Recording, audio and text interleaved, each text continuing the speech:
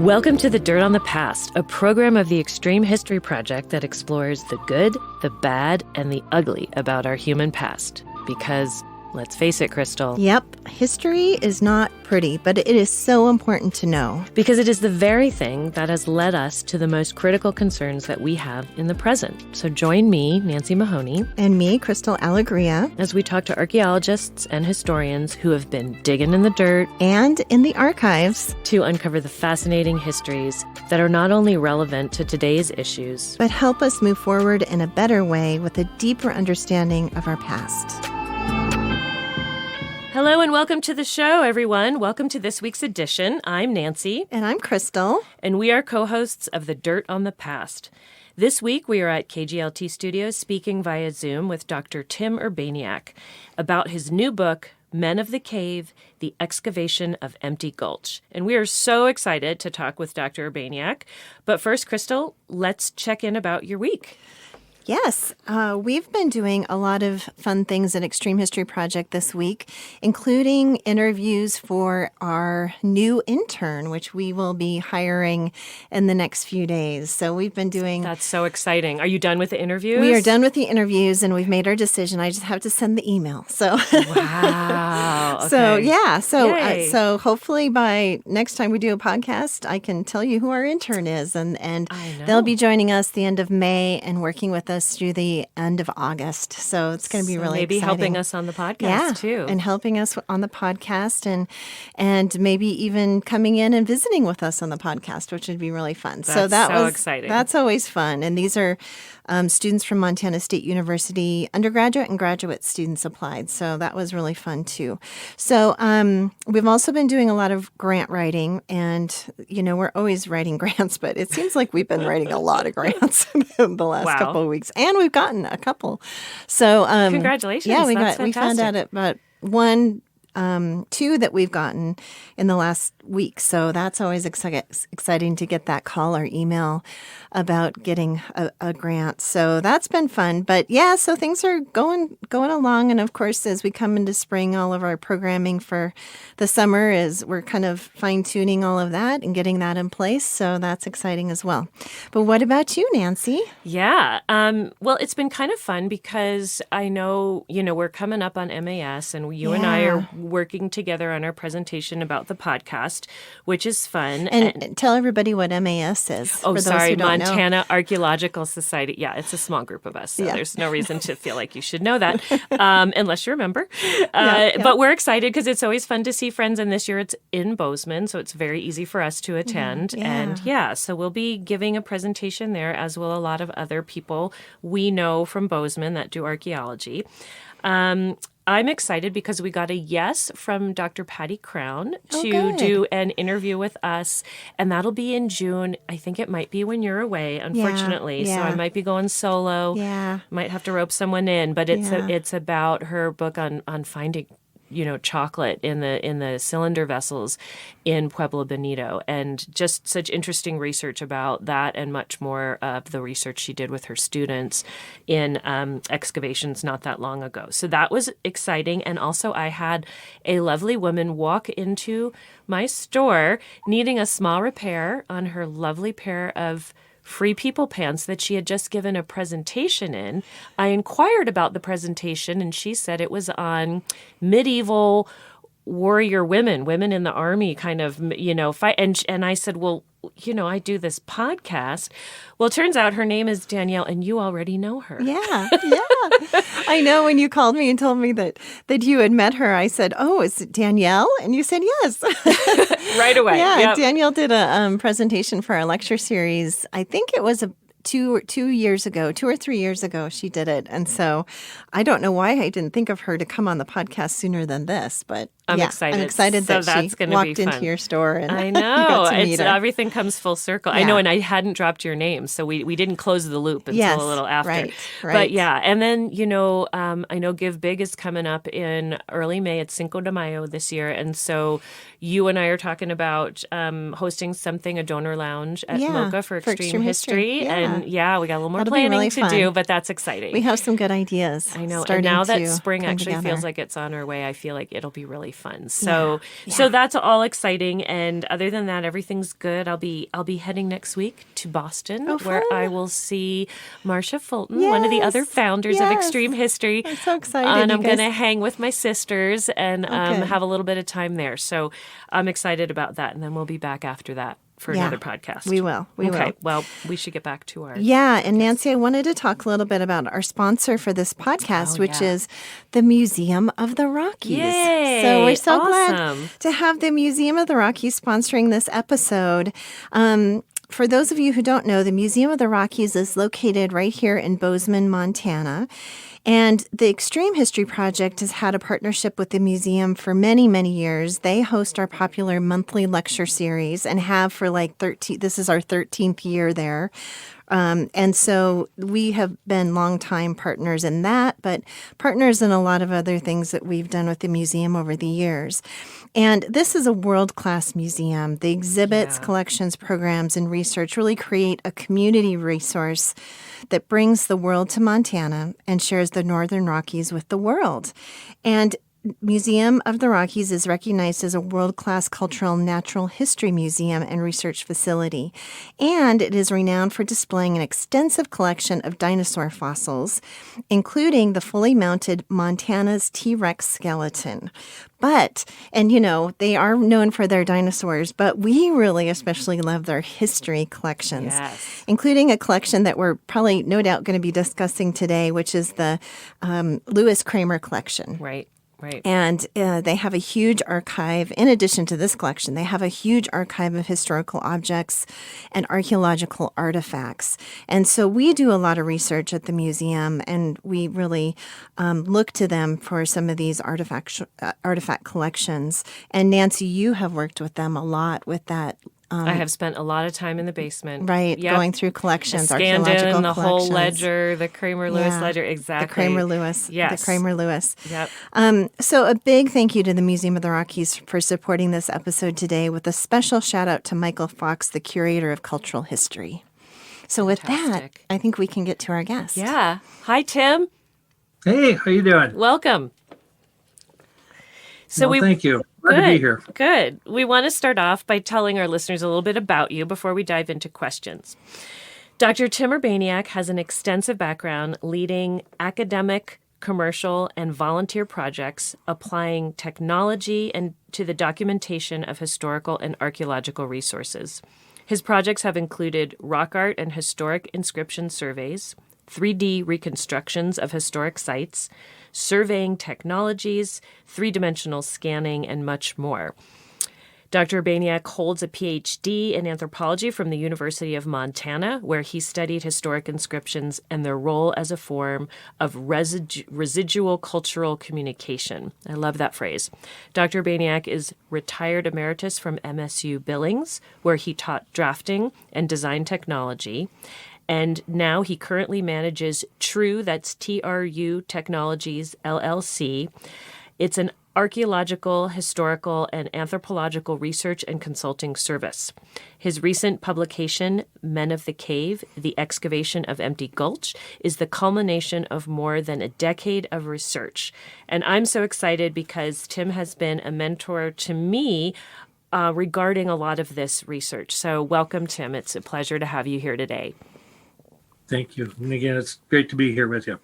Welcome, Tim. So we like to start off by asking our guests what first brought them to the fields of history and archaeology. And you really had a long career in drafting and design.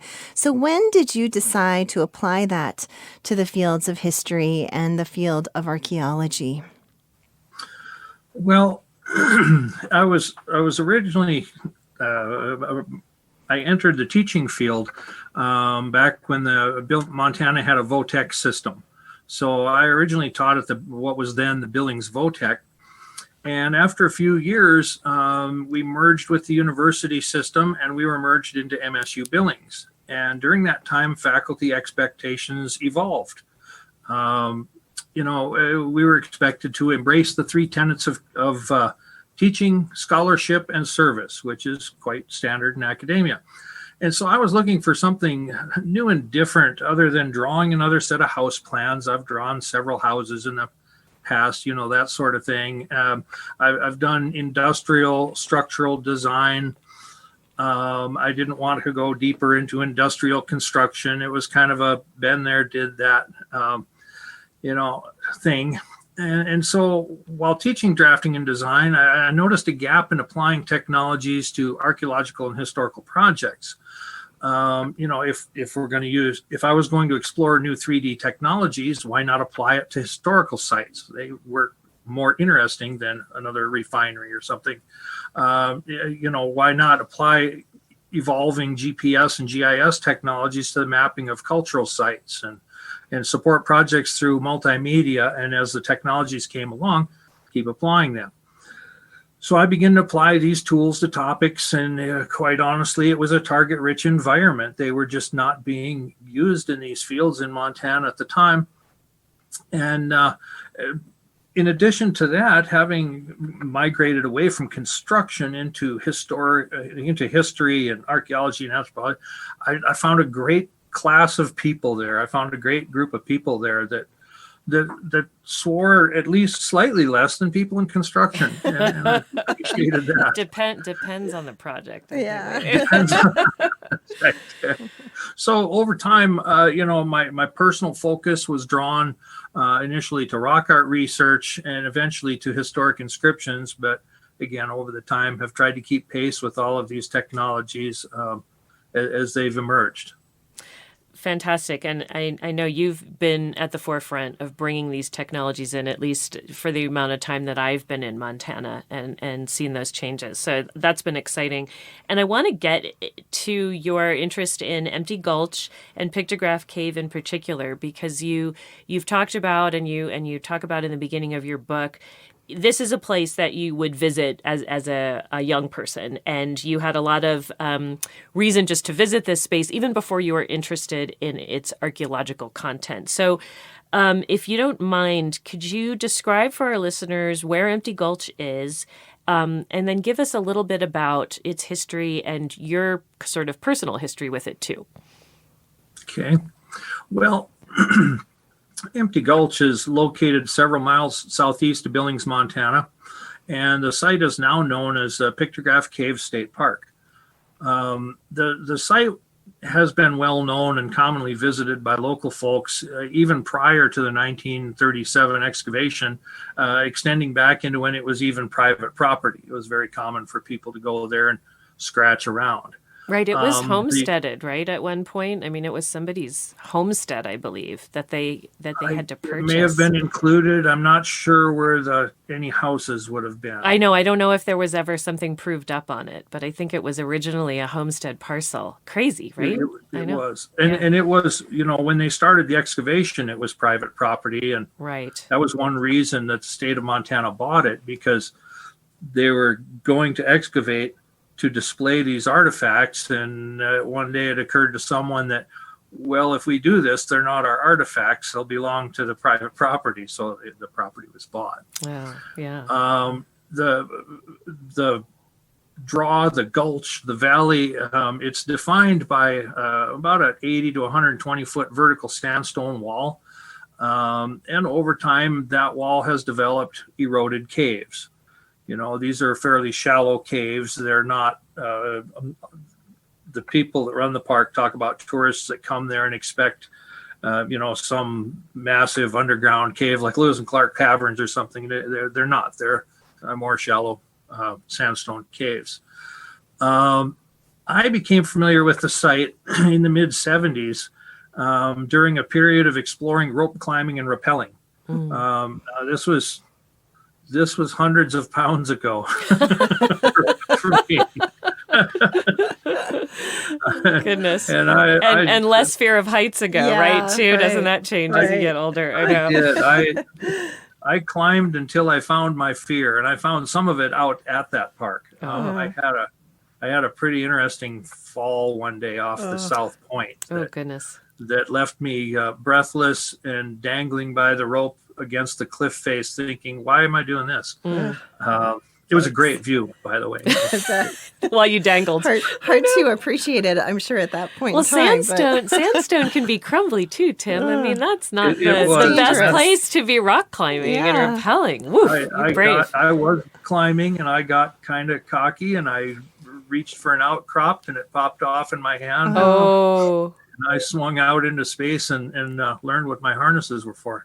Gotcha. But it worked out okay. Yeah. Good. I will say I never did do any graffiti there. I never left any beer cans or bottles, but Good. about every tree off the rim I've rappelled from at some point in time or other. As a matter of fact, we used to tie off above the main cave and then run and jump out into space so that we could swing into the cave underneath. Wow. Oh my gosh. This is a whole other podcast too. I know. Can you imagine? I'd be terrified.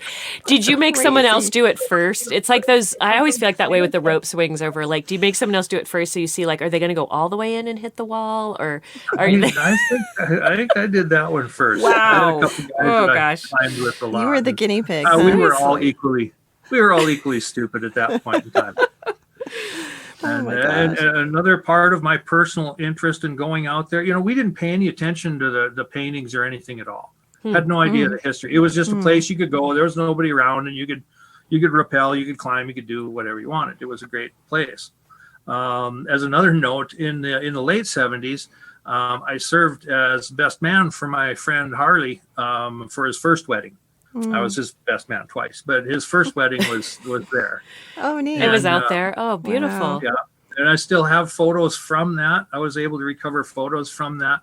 And as one of the features, that one of the bride's friends sat in a tree in the picnic table area and played Boree by Jethro Tull on the flute for their music. Oh, wow. Oh, wow. It sounds like a 70s wedding. It was there was a lot of hair. There was a lot of hair. And did he pick it? Did he pick it because it was, this place that you had all hung out, or just a beautiful setting and, Kind of both. Yeah. Nice. Kind of Lovely. Wow. It was the first time Judge Pedro Hernandez officiated for him. Wow. Okay. Well, you have lots of connections to Yes, this place, you do. Tim. Yeah. And so many years after that, I had been doing some rock art research and things, but had not really been out there.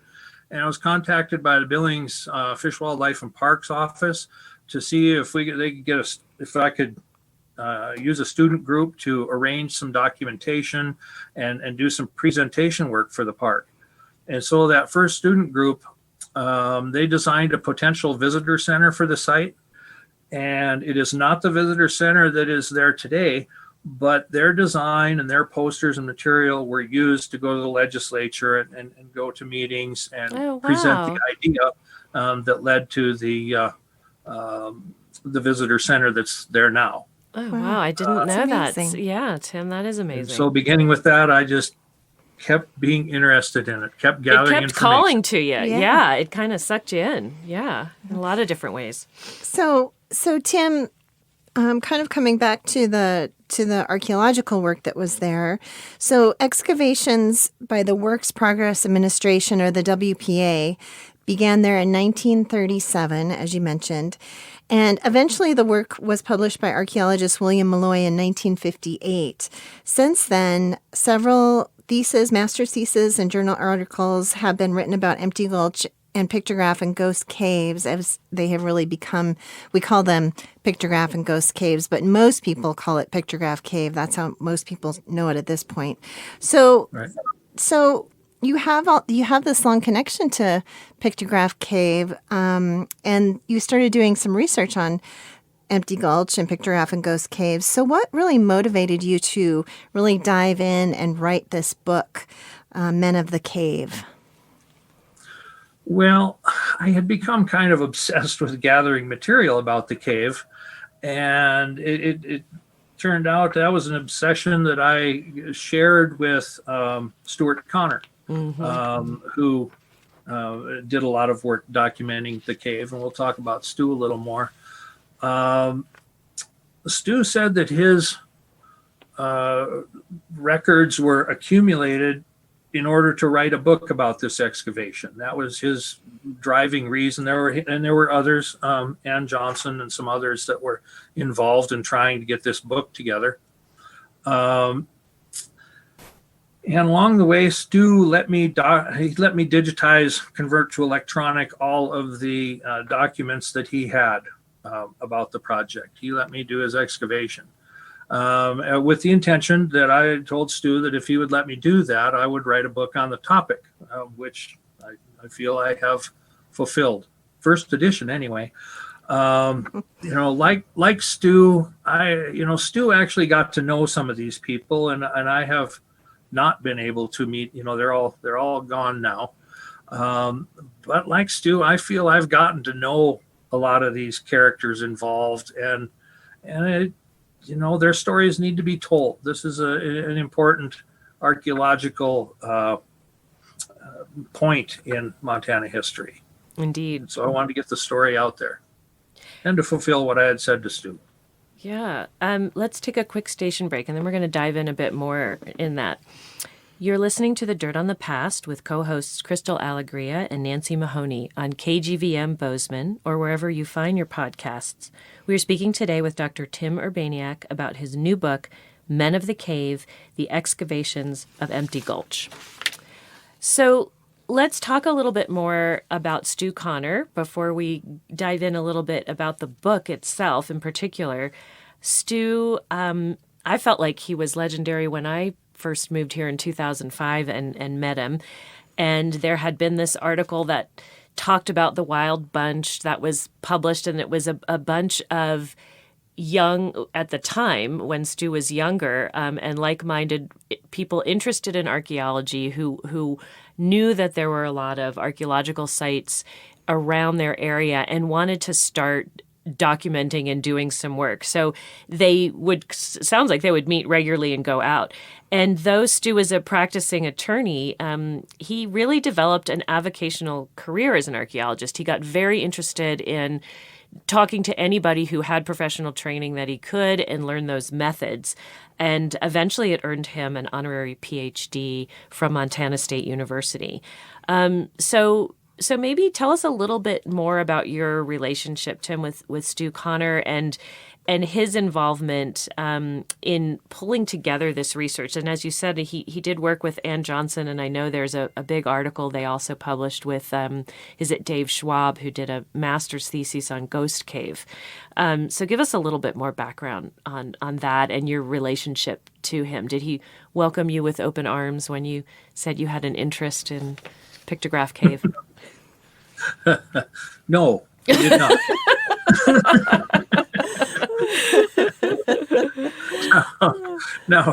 No, Stu became involved with the site through his position as Billings City Attorney. And it was during a time when it was considered that the city would take over the park. Okay. And take care of the management of it. It did remain with the state, of course, but there was a drive to do that. And so as he continued down that rabbit hole, he began to amass documents in the form of government records, newspaper articles, correspondence, and he became, very interested in this. All of a sudden, really not having an interest in archaeology before, he developed one. The more he worked on this project and then became a fantastic rock art researcher in his own right, it got a hold of him as it does. Yeah. and so, he had recorded oral histories to tape from the people that were there, and of course we have those in the archive. They've been converted to digital. He collected slides and photographs. Again, my collection is pretty much exclusively digital. Not completely, but 99.5% of.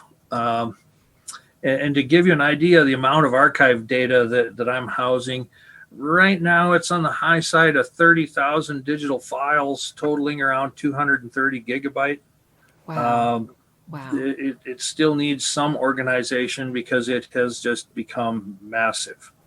And so And some now, of this is Stu's, and then you've added to it. yes. So his Yes. physical archives, Tim, are they with you, or have they been donated somewhere?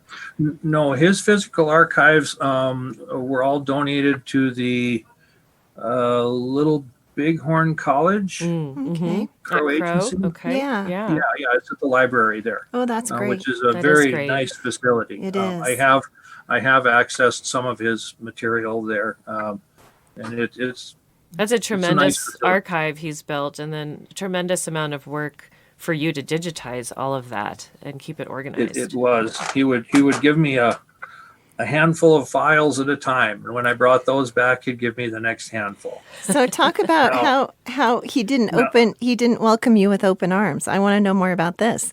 Well, see, I came onto the scene again with this digital material. Yeah. These digital technologies. I believe that my group and I were the first to ever present using a projector and PowerPoint. No, at MAS. So he was an analog guy all the way, yeah. right? Were they like drawn on chalkboards and stuff? What were they doing there?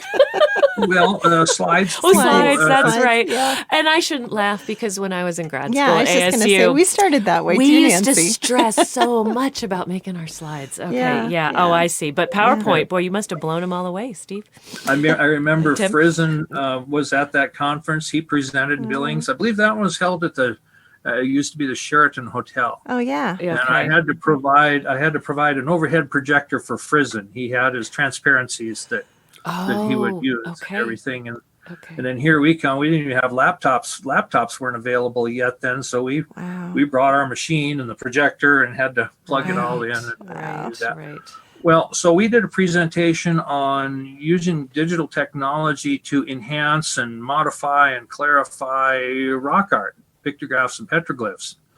And immediately after we did, it got two reactions. There was one camp that was like, "Oh my God, this is fantastic. Please show us how to do this. What camera should I buy? How should we do it?" And the other camp that Stu was initially in was like, "What are these guys doing messing with this stuff?" And they're just What do they know?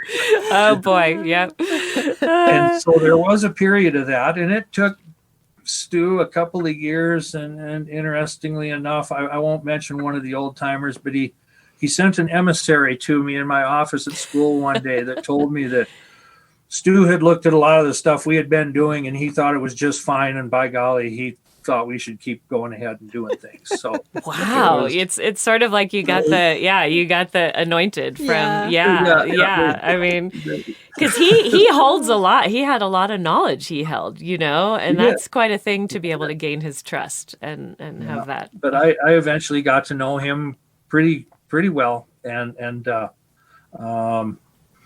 I got to know him as a great guy. Yeah. It was sad we lost him. Well, what I would say recently. Yeah. Right. I know. Very recently, yeah. So that's too bad. Well, Tim, the basis of your book is really direct quotes from primary sources, newspaper accounts, WPA reports, university records, and highway department archives. And, your story comes directly from some of these handwritten field notes of OscarLewis, who we'll talk about him in a little bit as well. And you use a lot of the block quotes throughout your text to really tell the story. So tell us about how you made the decision to tell the story of Pictograph Cave in this way, kind of using those primary sources and kind of letting the sources tell the story. Well, and that's really something that I consciously wanted to do. I wanted the people that were there basically to tell the story. And so, I also wanted the book to be accurate.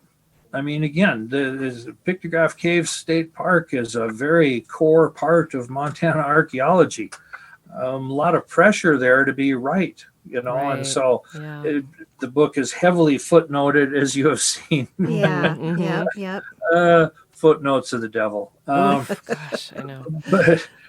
But I wanted, again, those people to tell the story. I wanted to be able to prove it. I wanted to be accurate. And a lot of those sources, as researchers, we go and we encounter, go through the old newspapers and we get the other material and we do these searches.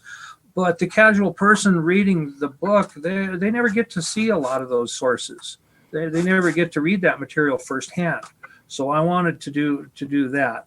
And this was really the material written by the people who were doing the archaeology during the 1930s, during that time period.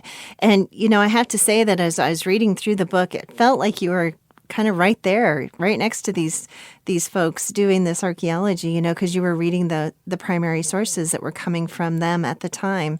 And I just loved that.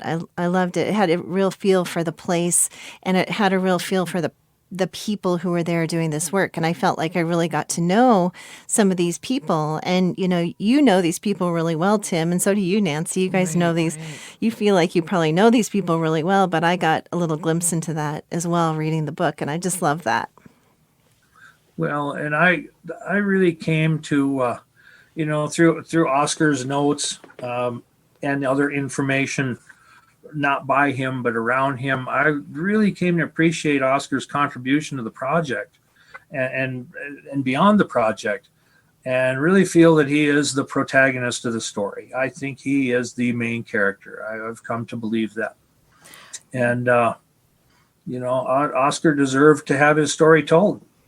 Yeah, I'm amazed at how much of the story you were able to tell, really following from his notes, because his field journals, and he was the thread through all the years that there was any work going on, or even in between when they weren't digging, but they were still organizing and dealing with artifacts.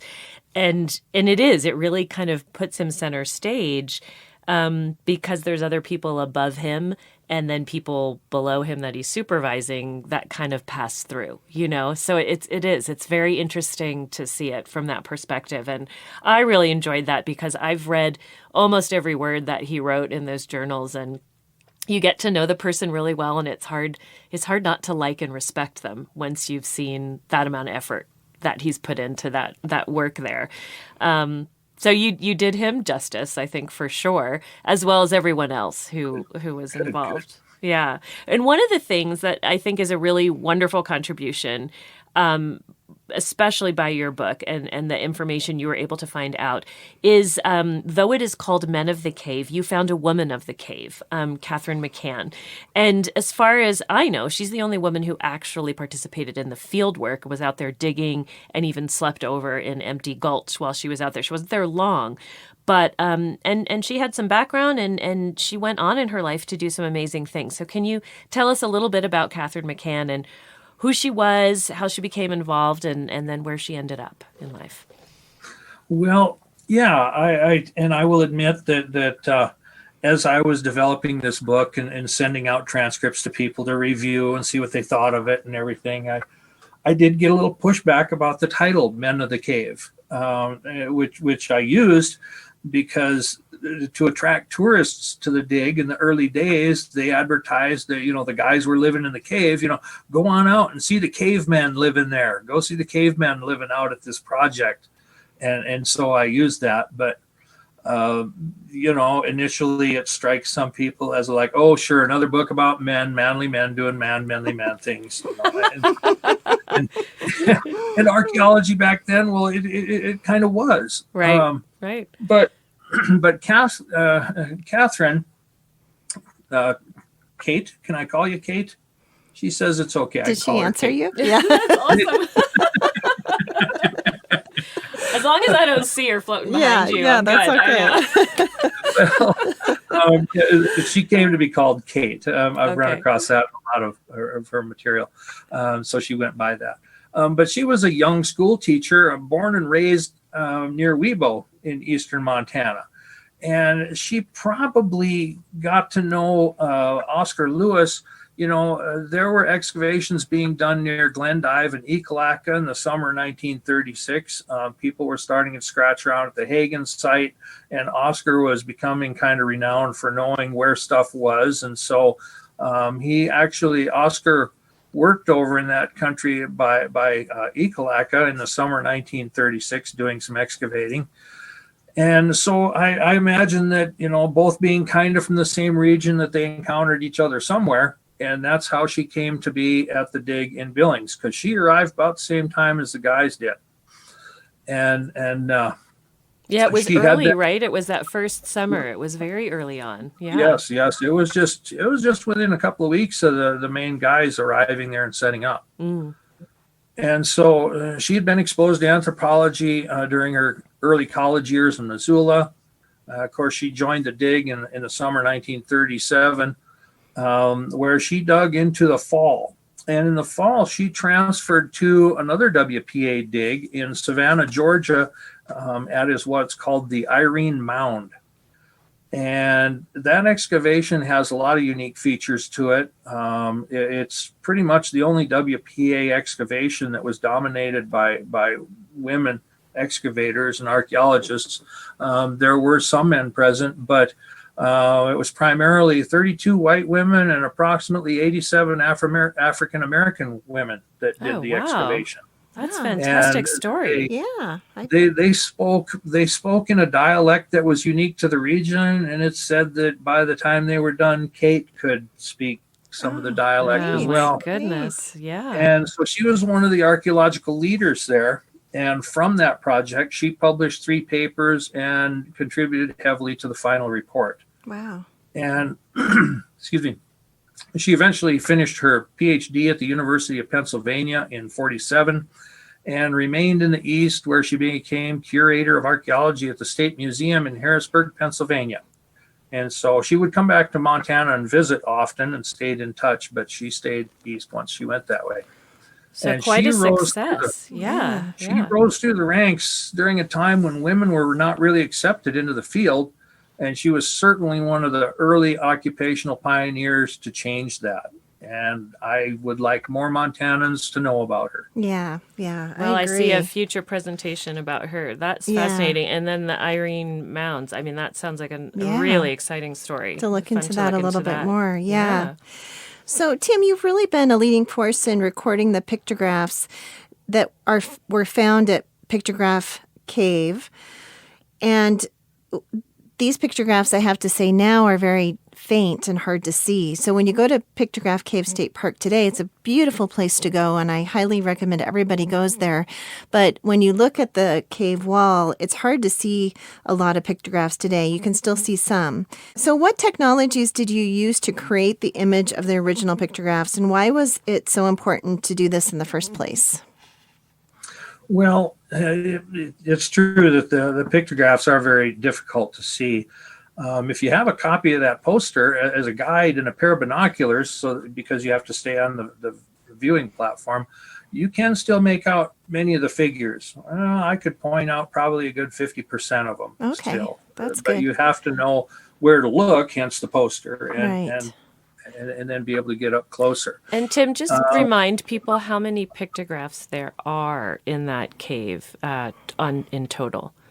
Well, that number is a floating number, but around 100. Okay, so quite a lot. Quite a lot. When they documented and gave them numbers, for instance, one that I'll mention in a little bit here, they actually documented it 3 different ways. It's an elk, and it has 3 arrows beneath it, and it has 3 people next to the arrows.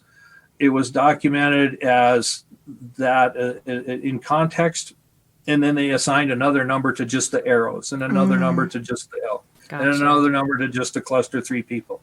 And then they drew the 3 people twice in a different version. So I can see the how numbers that would shift around, about 100. get confusing. Within it. And is the poster, Tim, there on a plaque in front of the cave as well? Am I remembering that right? Or is that image there so you can kind of look at the image? I think there's extractions from it there now. Okay. I think there's extractions from it. Yeah. To create that, the first thing he did was photograph the back wall and then use software to make a panorama of it. And once I did that, I extracted figures from past works, past documentation, and colored them appropriately because they are, there's red and black and white colors there. And then I had to scale them to relative size because in Malloy's publication, everything is made like a page of shield figures. They're all shield figures. Right. But if you really look at the scale, some of them are 3 feet across, some of them are 6 inches across, some of them are. So I had to get them to relative size. And then I did a lot of looking at historical photos and, again, gathering up as many photos as I could to try and make these placements.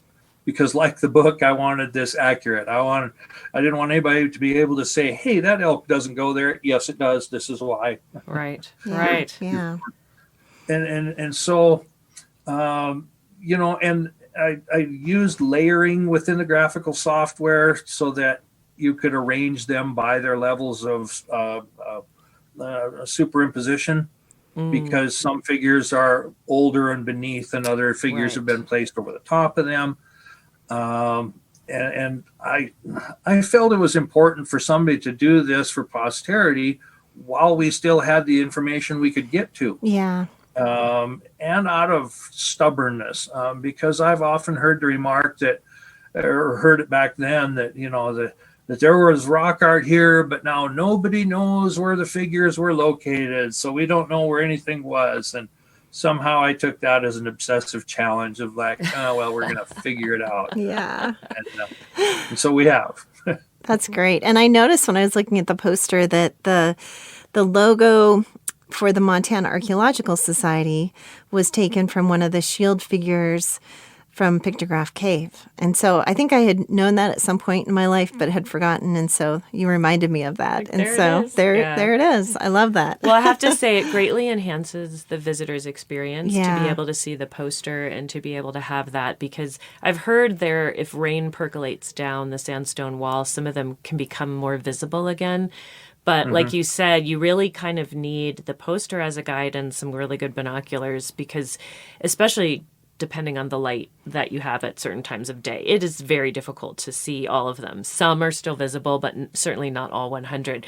So it's wonderful, especially from the perspective of doing rock art analysis. And when Malloy did publish all these things, he did them in his dissertation in 1952 and then published in 58. They're all treated sort of as individual images. And so you're not looking, for layering, and you're not looking at relationships between certain things. And so I've always been really puzzled and felt like, gosh, there could be so much more done with this. So this leads me to probably the toughest question I'm going to ask you today. I'm going to put you on the spot. Given that you've done your work with the pictographs, what do you think they tell us about the people that stayed in Empty Gulch and stayed there, used the caves, and how do the pictographs enhance our understanding of what that place may have meant to them? What are your thoughts on that, just given that you spent time there, time with the material, and time with the pictographs? Well, I don't go too far into the interpretation of pictographs. I leave that to some of the other anthropologists that say, well, it's a bear, so it means this and it does that. I would prefer that the First Peoples define some of that for themselves, if they have those answers either. But I think that certainly that the pictographs, and there were a couple of petroglyphs that were recorded there. Right. There are not many, but there were a couple carvings. Pretty basic, pretty simple. But I think they all represent the lives of the people that passed through there. And on a basic level, I think that they drew what was familiar to them. People with large shields with unique designs that were common in times before the horse and rifle arrived. Those shields were very distinctive. They were very personal. Studying historic inscriptions, I think you could say in some sense, that's them leaving their name. They didn't use the alphabet and communicate the way that we do now. So I think that some of it is just a representation of, hey, I was here, with the same the same feelings that people have, today. They drew what was familiar to them. Eventually the horse and the rifle arrived, and they drew them. Animals, including bison, elk, deer, birds, turtles. They all had meaning that was known to them, but I don't know how significant they were. I mean, was it before a hunt? Was it after a hunt? Mm-hmm. One of my favorites there is probably figure 54, which I mentioned earlier, that has the elk with the 3 arrows pointed at it and right. 3 human figures nearby. Right. Regardless of how it was documented or how many components somebody might thought it'd be. I think that one probably tells a story about 3 guys that worked together to get an elk. Right. Can't be sure of that, but hey, teamwork, right. it shows that they're working together. Right. And they're doing something together. We don't see a lot of family type rock art things. So I think that one kind of stands out there. That's a beautiful one. There's a lot of beautiful ones. I love a lot of the shield ones. One of the things I have to say, this just to divert for a second, that I chuckled at was in OscarLewis's notes. He drew some of these, and a couple of the things he drew were these oval shapes, like a double oval, and then there were some short spiky lines coming off them, and he would write, apparently this is about sex or something. And it was just so funny from a man who, as we know, had atrocious spelling and was very matter-of-fact to the point, to someone probably explaining to him this is a part of the female anatomy or something. And it was just so funny to see it in his field notes and just wonder what was going through his head at the time. So there are some more abstract representations there too. Not all turtles and shields and horses and rifles. But females are represented in that way as well. And we see that throughout, rock art. Yeah. People were living there. They were living in spending time in the cave. They were camping out on the terraces. It's, again, representative of their lives. And I think across time shows quite a broad representation of it. They were living and in some cases dying there. Yeah. And that really brings us, Tim, to this idea that this Pictograph Cave has this wide array of beautiful pictographs, but they also did archaeological excavations there. And that's what OscarLewis was doing there starting in 1937, and Catherine McCann and all these people were actually excavating the floor of Pictograph Cave and Ghost Cave to find out more about the people who lived there through the artifacts that they left behind. And in this cave, there was remarkable preservation, as there is often in cave settings, because they are dry. And so there were so many examples of perishable materials that we usually don't find in archaeological sites that are actually represented at pictographs, like arrow shafts, leather, twining, all these things that often just decompose and are gone. And so it really gives us a window into all the activities, the different activities that were taking place at this place. So which of the many artifacts left behind do you really find the most intriguing? And what is your assessment of how the site was used during these different occupations? Well, the most intriguing artifacts, I think, are there are multiple direct examples in each group, but one of them were the gaming pieces. I'm interested in those gaming pieces. I don't know if the tribes know what games were played with those or not. I haven't investigated it that closely, but it's certainly believed that a lot of gaming pieces were there, and the barbed caribou points are interesting. You've picked two of my favorite artifact classes too from there that I find super intriguing. So what do you mean by barbed caribou points? Well, points were found that were, I want to say they were 6 to 8 inches long, and had multiple barbs on them. So they were like And- notched, yeah. Like they almost looked like harpoon kind of things. Okay. And they were caribou bone? Caribou bone? Yeah. And they have photos of them in place, and then of course they were documented after that. One of Oscar's speculations was that there were some buffalo that had been further up north and had been hunted, and these points were put into the buffalo, and that they then wandered down south from up in Canada into Montana and were killed here, and they found them when they cleaned the animals.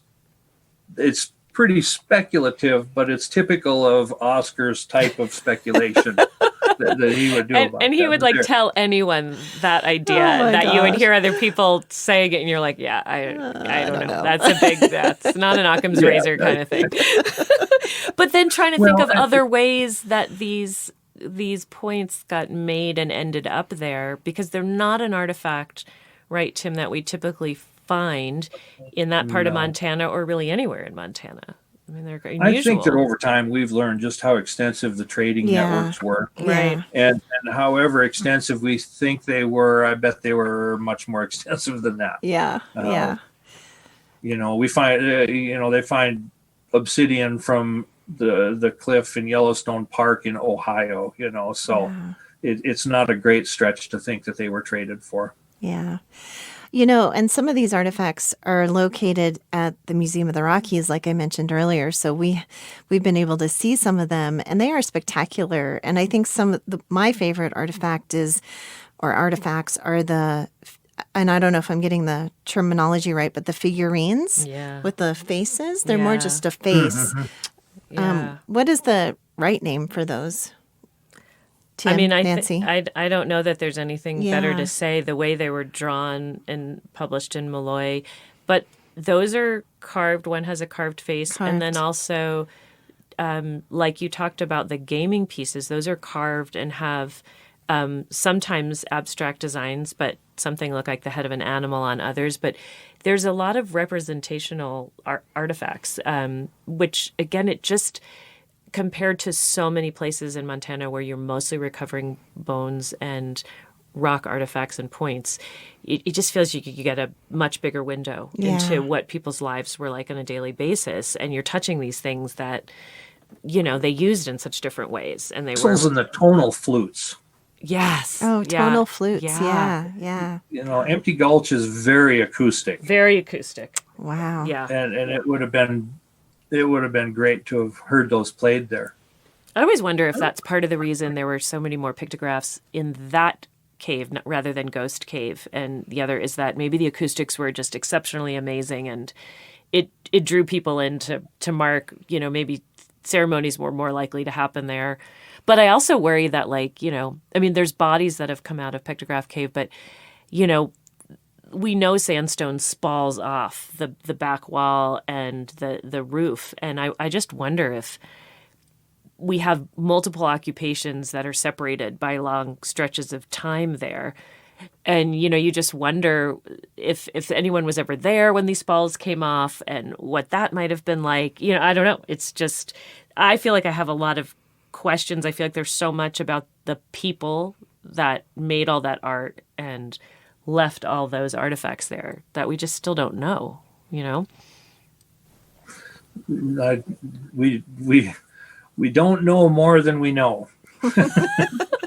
All right, I'll take that. Okay. That may not be appropriate English, but yeah. So I want to ask you a little bit more about Oscar Lewis, who you talked about earlier, and you waded through his handwritten journals, as we said before, and there have been times where I've encountered archaeologists who've spoken kind of disparagingly about Oscar Lewis when they were talking about Pictograph Cave, and because some of the artifacts from the caves ended up in his possession and then went to Joseph Kramer and then were donated to Museum of the Rockies. There's always been a bit of wonder and speculation. Of course, this was a different time, 1936, 1937, and he certainly visited the caves before the excavations started. And probably like he had at other places, he probably dug and collected, and perhaps with permission of the landowner. Those are things we will probably never know. But you state in Chapter 8 on page 140, you have a nice quote. You say that although Oscar Lewis never had any formal training, by that last year of the WPA project, when Malloy, who had some archaeological training, had taken over the project, that Oscar had become, quote, fully functioning as a professional archaeological field superintendent who by then was as capable and experienced as any other that would be functioning in the West during that period. So tell us a little bit about how maybe your perspective on Oscar Lewis has grown or changed by doing all this research. Well, it wasn't just Oscar's notes that told me that. There are photos and external information as well that verifies that Oscar was very proud of what he did there. And you can see even in his notes that his spelling eventually improves. Oh, goodness gracious. I don't know if that's true.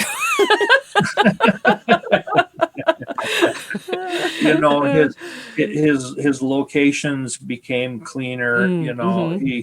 I think there came a point in the excavation once the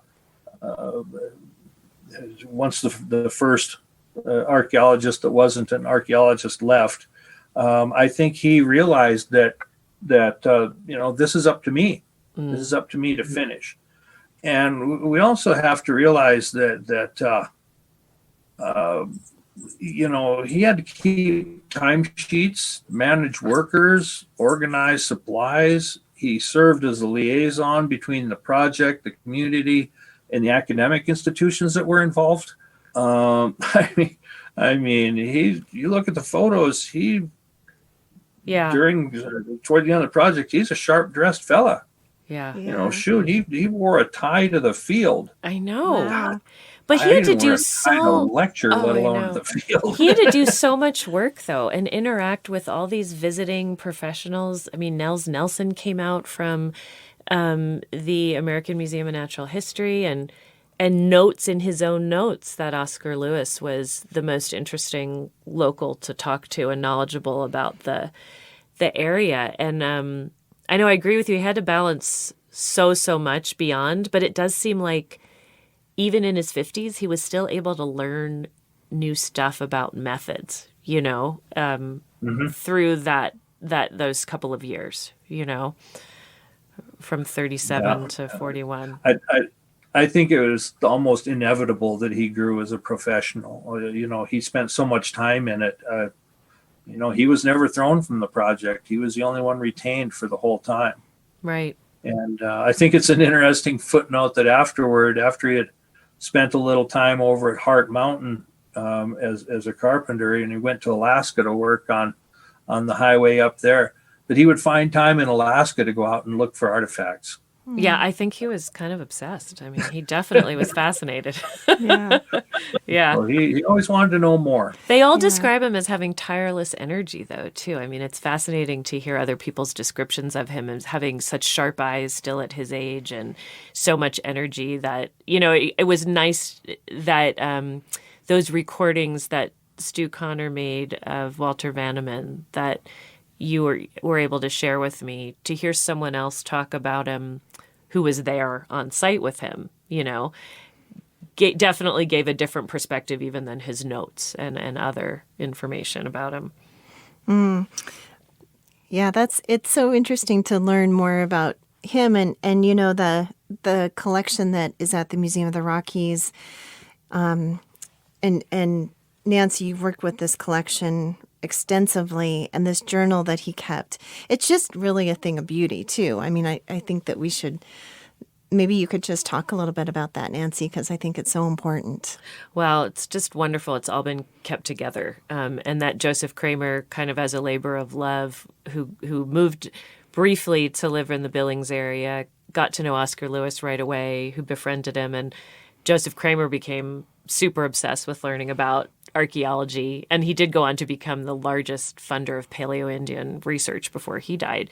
So Joseph Kramer financially he was an oil and gas man, but he had such a fondness for OscarLewis that he promised OscarLewis he would organize his collection and then donate it somewhere respectable. And he made good on that promise. And boy, that was painstaking, all the work that he put into that, all the photographs and documentation, handwritten. So it is amazing through both those two men that we have that record. So it's Kramer that kind of put all that of Oscar Lewis's together, and that's kept Lewis's field journals together and used them to inform a lot of what is in that collection. So, That's amazing. So finally, Tim, we really always like to bring our topic into the present and talk about its relevancy today. And so Pictograph Cave and the analysis of those materials recovered from the archaeological excavations there were all done before NAGPRA. And NAGPRA is the acronym for the Native American Graves Protection and Repatriation Act, and other laws that really required the involvement of tribes and descendant communities. So can you tell us a little bit about how Pictograph Cave State Park, as it's known now, really worked to change this and involve the tribes in the care of the artifacts and really the interpretation of the site? Okay. Well, like the artifacts, material was spread far and wide about the project, and remained that way for quite some time. A bit over a decade ago, the University of Montana Anthropology Department finally approached the task of organizing what could be found of the artifacts and the documentation, including human remains that were there. And so through the Curation Center, working with state parks, and I know that tribes were involved. I was not directly involved in that. But the human remains were identified and quietly repatriated within the park. And I do know that tribal representatives were present for that. And so there has been a great review of the material done and appropriate action taken. It quite probably there is more material out there somewhere in a museum, somewhere in an archive somewhere, but we have lots of unlabeled things around the country. So it's not impossible that something, a bone or two could appear somewhere else. But again, this effort was made that all of the material that is here would be reviewed and was repatriated to the park. That's great. I know, that is good to know. Mm-hmm. And so some of the collection is up in Missoula at the University of Montana in their curation facility, and then the other section I think is still at Museum of the Rockies. As far as we know, that's where most. I believe the museum at the material of the Rockies would have come through Oscar. Yeah, and his association with the gentleman you just mentioned, whose name is escaping Joseph me right Kramer. now. Yep. Kramer. Yes. At the conclusion of the project, U of M was the academic institution in charge, and so when things were done and stuff was closed up, everything went there. Right. And then it remained there in storage for quite some time. But yeah. Well, Tim, thank you so much for taking the time to discuss all this background with us and everything that's gone into this amazing book, which is really a huge compilation of a major archive that both Stu and you have put together. So we've run out of time, and we want to just ask you before we go, where can people find the book Men of the Cave if they would like to get a copy? Well, I'm still learning about self-publishing and book distribution and things of that type. But at this time, the books are available at the Pictograph Cave State Park Visitor Center. They're also available at the Yellowstone County Museum, which is up by the airport in Billings. Or you could email me at turbaniak@bresnan.net. That's turbaniak at bresnan.net, and I can get one headed your way. Awesome. I got my signed copy. I did too. I got mine as well. So yeah, it's a really great book, Tim. Congratulations on publishing it and pulling it all together. And it is just a wealth of information. So really enjoyed our conversation today, Tim. Thanks so much for sitting down with us. And we hope to see you in a couple of weeks. A few weeks at the Montana Archaeological Society meetings. Yep, a couple weeks. It's always great to visit with you guys, and thank you for all the great preservation work that you do. Fantastic. So thank you, Tim, and thanks to all our listeners out there for joining us today. If you love this podcast, please tell a friend and make sure to subscribe so it shows up in your podcast feed each week. And leave a review on Apple Podcasts or on Spotify. Thanks for listening today, and we hope you can join us again to find out more about the dirt on the past. And thank you again to the Museum of the Rockies for sponsoring this episode. And a big thank you to our editors, Drake Pennell and Sierra Thomas. Thanks to Lawson Alegria for mixing the music, and to Steve Durbin at KGBM and John Chadwell for help getting the podcast out in the world.